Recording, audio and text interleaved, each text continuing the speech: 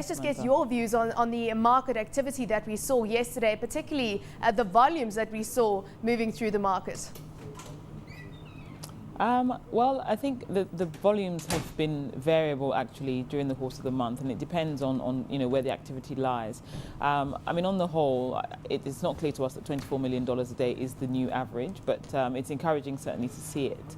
I think that the key is that over the coming months and weeks and months, I think that the banking sector is becoming, is a subject of renewed interest by investors, which will help volumes and will help daily value traded, given that that is by far still the most liquid sector and most widely held sector. So I think that as we move into results season from the banks, which we should start to see, second half of March and sort of first half of April, as long as there are no, particularly sharp variances to expectations, I think that we will see momentum continue. Obviously, UBA has returned strongly, having had a very weak sort of January and early February, but given that it became 0.2 times book, I guess a number of people have revisited the name, thinking that it had been oversold by the market. As you say, oversold, but would you agree that there's a case to still invest in UBA right now?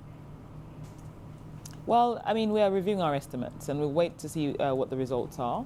I think that, management acknowledges that there's a time frame and work to be done in terms of, quarter-on-quarter earnings that are consistent with some of the guidance that they have given.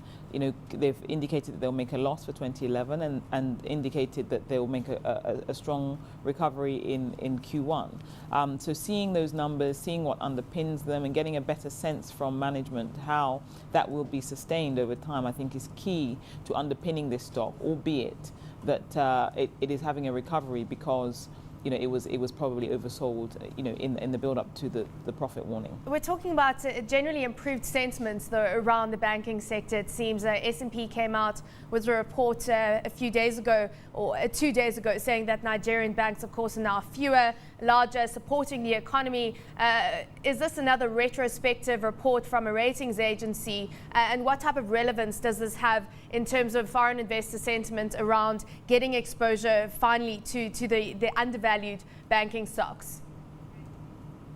Well, I think that the S&P result is helpful. I think that, the reality is that, rating agencies are never going to be the people to give you the first indication of what's going on in the market. But the fact that S&P is now of the view that the tide seems to be turning is a constructive addition to what is going on, in this market. I think that for investors who are already looking at the banking sector and already reconsidering it, having this come from S&P is a help.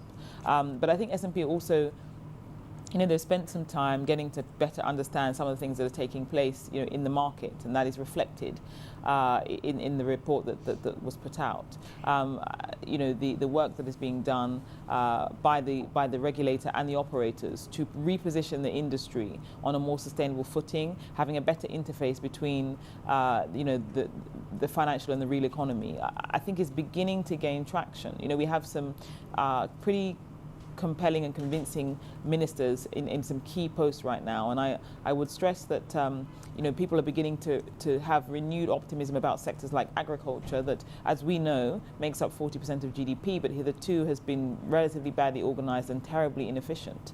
So if that becomes if these reforms become a reality, then suddenly you're looking at a significant opportunity to address unemployment, to sort of give rise to a new breed of consumers, not just the guys that are in Lagos or in Abuja or in Port Harcourt. So there are a number of levers that the economy can pull and seems to be pulling. I mean, as you know, we've just finished our 2012 conference, and most of the discussion from a big picture point of view had to do with sectors aside from oil and gas, which is very refreshing, given the dynamics of this economy. It's interesting that you mentioned, of course, the agricultural sector, and if that consumer starts coming to the fore, the consumer with more disposable income, it will mean that banks obviously will go ahead in terms of getting into that retail space, which has generally been underpenetrated when you're looking at the banking sector operating in the retail space in Nigeria. So that being said, with banking penetration pretty much low for Nigeria right now, relative to emerging market peers, relative to other frontier markets, which banks do you see as best positioned to start taking up the opportunities that the growth presents right now? Well, to be candid, Samantha, I don't think that an agricultural revolution was going to then draw a straight line between banks' loan books and the retail consumer. I think what will happen in the interim is that you will see, I mean, right now we estimate that the banking sector loan book is only at a maximum 3% exposed to the agricultural sector on an aggregate basis. Now, if you look at, say, Kenya and Ghana, that number is more like 5 to 7%. So even on that basis, there's a lot of ground to make up for Nigeria in terms of the banking sector lending to the agricultural sector. And I think that is what we will see first. Thereafter we will see, processors and activity along the agricultural value chain that will emerge. And then at the end of that is this kind of more broadly based wealth creation and spending power than we have seen at present. But you see, the spending power is not the only consideration as far as lending to the consumer is concerned. I mean, there are also basic issues, as we know, of identification, of being confident that you are lending to somebody that you can track and follow.